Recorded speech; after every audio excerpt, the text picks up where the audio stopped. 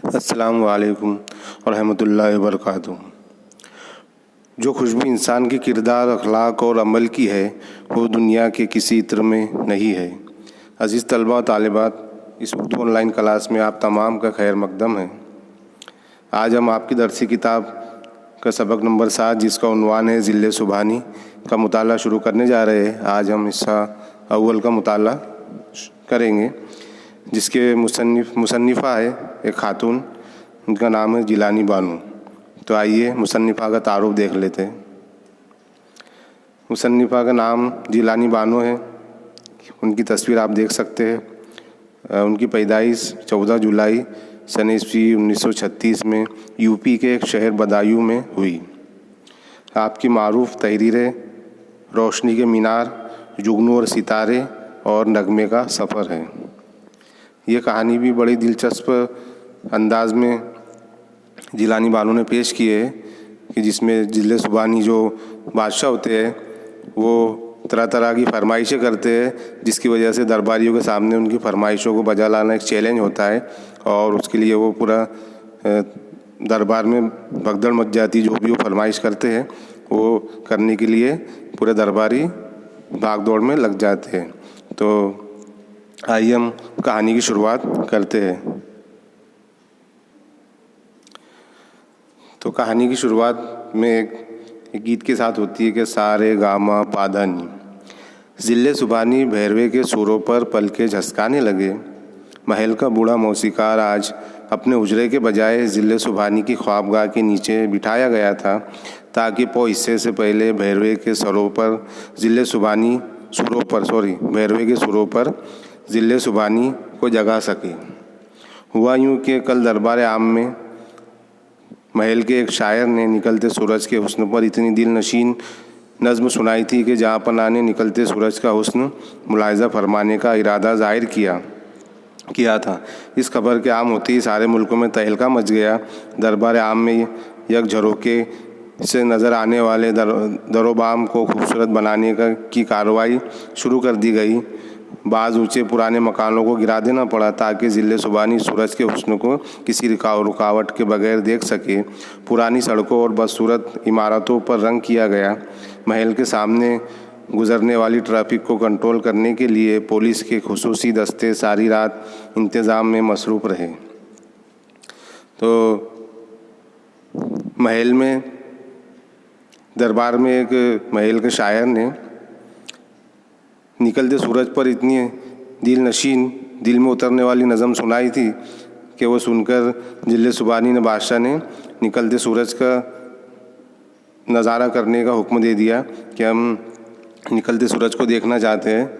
तो उसके लिए इंतज़ाम हुआ कि जो महल का जो मौसीकार था, जो गीत गाने वाला था बूढ़ा, उसको अपने उजरे के बजाय ज़िले सुबहानी की ख्वाबगाह के नीचे बैठाया गया ताकि अंधेरा ख़त्म होने से पहले उजाला आने से पहले उसके सुरों से ज़िले सुबहानी को जगा सके। और ये खबर जैसी आम हुई तो सारे मुल्क में तहलका मच गया। दरबार की एक झरोके ने जो दरबार के आसपास की जो खूबसूरत दरोबाम थे उनको खूबसूरत बनाने की कार्रवाई शुरू हो गई। बाज़ ऊंचे और पुराने मकानों को गिरा देना पड़ा ताकि ज़िले सुबहानी सूरज के हुस्न को किसी रुकावट के बगैर देख सके। पुरानी सड़कों और बदसूरत इमारतों पर रंग किया शुरू हो गया, रंग पेंट करने लगे। महल के सामने से गुजरने वाली ट्रैफिक को कंट्रोल करने के लिए पुलिस के खुसूसी दस्ते सारी रात इंतज़ाम में मसरूफ़ रहे। पूरी रात जो पुलिस के ट्रैफिक कंट्रोल करने के लिए वो लोग पूरी रात मसरूफ़ रहे।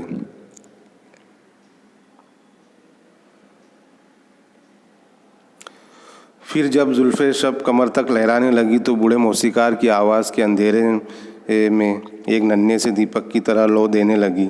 सारे गामा पाधानी। भैरवे के साथ कोमल सुर मिलकर एक रस सागर बने और सारे महल में बहने लगे। भैरवे के सुर का ये संबोधन सिंगार रूप अंधेरे में झिलमिलाने लगा तो गहरी तारीकी में लिपटा हुआ सूरज भी जैसे बेकुल हो उठा और ज़िले सुबहानी ने अपने पास लेटी हुई औरत को लात मार के सोने के नक्शी छपरकट से धकेल दिया और ज़ोर से चिल्लाए। तो फिर जब जुल्फ़े शब कमर तक लहराने लगी। इसका मतलब कि भाई जब अंधेरा धीरे धीरे ख़त्म होने लगा और जैसे ही उजाला होने लगा तो बूढ़े मौसीकार की आवाज़ पूरे महल में गूंजने लगी और जैसे उसकी आवाज़ ने पूरे महल के अंधेरे में एक दीपक का, एक चिराग की लौ की तरह का काम किया और पूरे महल को रोशन कर दिया। फिर उसके जो 7 सूर थे, जो सूर होते 7, वो 7 सूर मिलकर एक रस सागर बना, एक सागर, एक प्याला बना और सारे महल में बहने लगा। समंदर, सागर के पानी समंदर तो पूरे महल में बहने लगा और उसका जो सूरों का जो सागर था वो एक सिंगार की तरह अंधेरे को दूर किया और झिलमिलाने लगा और गहरी तारीकी में लिपटा हुआ सूरज, जो सूरज अभी तुलू नहीं हुआ था, गहरी तारीकी में था, अंधेरे में था, वो भी जैसे बेकुल हो उठा और जिले सुबानी ने अपने पास लेटी हुई औरत को लात मारकर उसको छप्परकट से धकेल दिया और ज़ोर से चिल्लाए। ये कैसा शोर है? जिले सुबानी आज हुजूर के हुक्म के मुताबिक महल का बूढ़ा मौसीकार आलीजा को सुबह का राग गा कर जगा रहा है ताकि आलीजा निकलते सूरज का खूबसूरत नज़ारा कर सकें। तो क्या सूरज निकल गया? उन्होंने गुस्से में रेशमी तकिए को पीट डाला। जी जी हुजूर, अब निकलना ही चाहता है। असल बात यह है कि सूरज तो अभी महल से बहुत दूर था, मगर बूढ़े मौसीकार की गुनगुनाहट ने चारों ओर एक जोत सी लगा दी थी, सारे गामा पाधानी। नहीं, जब तक हम उसे देखने के लिए तैयार नहीं हो जाते सूरज नहीं निकल सकता। जो हुक्म आलीजा। वज़ीर आज़म ने दोनों हाथ से ढीली ढाली पतलून को ऊपर सरकाया, साए की तरफ झुके और फिर उल्टे पैर होम मिनिस्टर के पास दौड़े। तो जिले सुबानी ने नींद में से जागे और औरत को लात मार कर जगा दिया और कहा कि ये कैसा शोर है? तो उनको कहा गया कि जिले सुबानी, आज आपके हुक्मों के मुताबिक बूढ़े मौसीकार को आपको जगाने के लिए आपके ख्वाबगाह में से लेटाया गया था ताकि आप जल्दी से जागकर निकलते सूरज का खूबसूरत नज़ारा कर सकें। तो जिले सुबानी कहते तो क्या सूरज निकल गया? गुस्से में कहते हो, क्योंकि नींद में से एकदम ही उड़ जाते और गुस्सा आ जाता है। तो दरबारी कहता है, जी जी हुजूर, अब निकलना ही चाहता है। असल बात यह है कि सूरज तो अभी महल से बहुत दूर था, मगर बूढ़े मौसीकार की गुनगुनाहट ने चारों और एक रोशनी फैला दी थी, एक जोत सी लगा दी थी। तो जिले सुबानी कहते कि नहीं, जब तक हम उसे देखने के लिए तैयार नहीं हो जाते सूरज नहीं निकल सकता, है ना। जिले सुबानी का हुक्म था कि जब तक हम तैयार नहीं हो सूरज नहीं निकलेगा। तो दरबारी कहता है, जो हुक्म आलीजा। और फिर वज़ीर आज़म कहता है कि जो हुक्म आलीजा, और अपने दोनों हाथों से अपनी ढीली ढाली पतलून को ऊपर सरका करता है और साए की तरफ झुककर और फिर उल्टे पैर होम मिनिस्टर के पास दौड़ता है और कहता है कि सरकार का हुक्म है कि जब तक वो तैयार ना हो जाए आज सूरज ना निकले। हाय, ये कैसे हो सकता है? होम मिनिस्टर ने अपनी गंजी चंदिया पर हाथ फेर के कहा और फिर कुछ सोचकर वो सर पाँव पर रखकर भागे कल्चर ऑफिसर के मिनिस्टर के पास। भाई, ये चांद सूरज सितारे तो सब कल्चर ऑफिसर की मिनिस्ट्री के तहत आते हैं ना। चांद सूरज सितारे, हाय अल्लाह, ये क्या कह रहे हैं आप? कल्चर ऑफिसर की मिनिस्टर एक खातून थी जो दिन रात अपनी मिनिस्ट्री में मसरूफ़ रहती थी, यानी आईने के सामने बैठी अपनी भवें पलके और जुल्फ़े संवारा करती थी। तो जैसे ही उन्होंने हुक्म दिया कि भाई जब तक मैं तैयार ना हो जाऊँ सूरज नहीं निकलेगा, तो वज़ीर आज़म ने होम मिनिस्टर के पास जाकर कहा। फिर वो होम मिनिस्टर ने जैसे सुना तो वो भी ताज्जुब में हो गया कि ऐसे कैसे हो सकता है। तो फिर वो भी अपनी जो गंजी चंदिया यानी अपनी जो टाल थी, उनका सर जो था वो गंजा था, उसको उस पर हाथ फेरा और फिर सर पर पावर यानी बहुत तेज़ी से कल्चर ऑफिस के मिनिस्टर के पास भागे। कल्चर ऑफिसर यानी जो कुदरती चीज़ों की देखभाल करता है, वो ऑफिसर के उसके मिनिस्टर के पास गए और कहा कि ये सब तो उनके मातहत आते हैं, यानी उनके हिस्से में आते हैं, वो लोग उसकी देखभाल करते हैं कल्चर ऑफिसर। और जो कल्चर ऑफिसर थे वो एक खातून थी जो दिन रात अपनी मिनिस्टर में मसरूफ़ रहती थी, यानी हमेशा आईने के सामने बैठी अपनी भवें पलके और जुल्फ़े संवारा करती थी। हाँ हाँ बिल्कुल है, होम मिनिस्टर ने पाँव पटक कर कहा। चांद, सूरज, सितारे ये सब स्टेज ड्रामों और कल्चर प्रोग्रामों ही में तो काम आते हैं। मैं जिले सुबानी का हुक्म है कि आज जब तक वो तैयार ना हो जाए, सूरज ना निकले। वो अल्लाह। कल्चर ऑफिस की मिनिस्टर ने कमर पर हाथ रखा और उंगली नाक पर टिकाई। निकलते सूरज को मैं कैसे रोकूंगी जी? मत रोको, अपनी मिनिस्टर से भी हाथ धो लो। सूरज की भाग दौड़ कल्चर ऑफिस के मिनिस्टर को सौंप कर वो दौड़े दूसरे इंतजामात की देखभाल करने लगे। अब क्या करूं? श्रीमती मिनिस्टर ने दिल पर हाथ रखकर सोचा और फिर उन्हें एक तरकीब सूझी। अभी फिल्म डिवीज़न वालों को फ़ोन करती हूँ कि निकलते सूरज की एक फ़िल्म लाकर महल के सामने दिखा दे।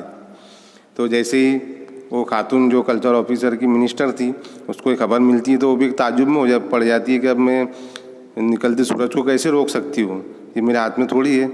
और फिर वो अपने सर पर हाथ रखकर सोचती है और सोचने के बाद फिर उसके जहन में एक तरकीब आती है कि अभी मैं फिल्म डिवीज़न वालों को फ़ोन करती हूँ कि निकलते सूरज की एक फ़िल्म लाकर महल के सामने रख दें। इस तरह की तरकीब उसके दिमाग में आती है।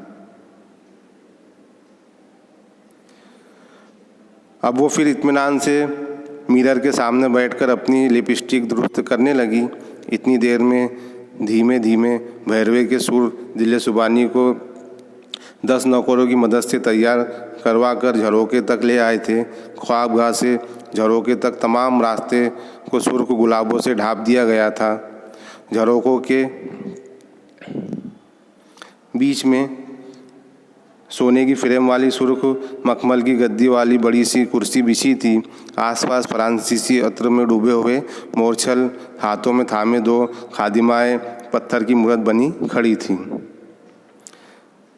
यानी कि फिर वो खातून ने सोच लिया कि अब फिल्म डिवीज़न वालों को फ़ोन कर दूंगी और वो एक फ़िल्म लेकर निकलते सूरज की फ़िल्म लेकर आएंगे और महल के सामने रख देंगे।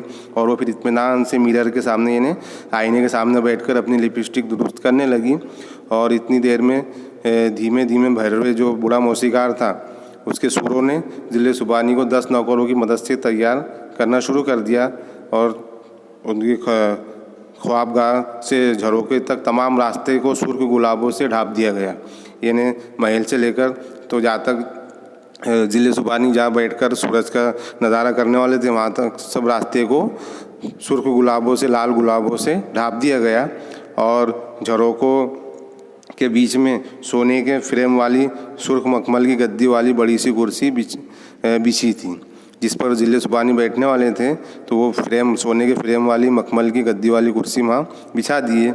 और आसपास फ्रांसीसी बाहर के जो फ्रांस के इत्र थे, इत्र में डूबे हुए मोरछल कहते हैं एक मोर के पंख का एक पंखा जैसा बना हुआ होता है, उसमें मोर के पंख लगे होते हैं। पहले ज़माने में बादशाह जब कुर्सी पर बैठता था तख्त पर, तो 2 खादिमाएँ 2 नौकर दाएं और बाएं रहते थे और वो मोरछल हिलाते रहते थे पंखा, ताकि मक्खी वगैरह उनको से बादशाह सलामत को कोई छू ना सके, मक्खियाँ वगैरह। तो इसी तरह 2 नौकरानी या खादिमाएँ मोरछल लेकर पत्थर की मूरत बनी खड़ी थी, यानी वो अपना काम कर रही थी। तो अजीज़ तलबा तालिबात, हिस्सा अव्वल का यहीं तक हम मुताला करेंगे और इंशाअल्लाह आइंदा वीडियो में हिस्सा दुआ की मुताला शुरू करेंगे। तब तक के लिए मुझे इजाज़त दीजिए। अल्लाह हाफ़िज़।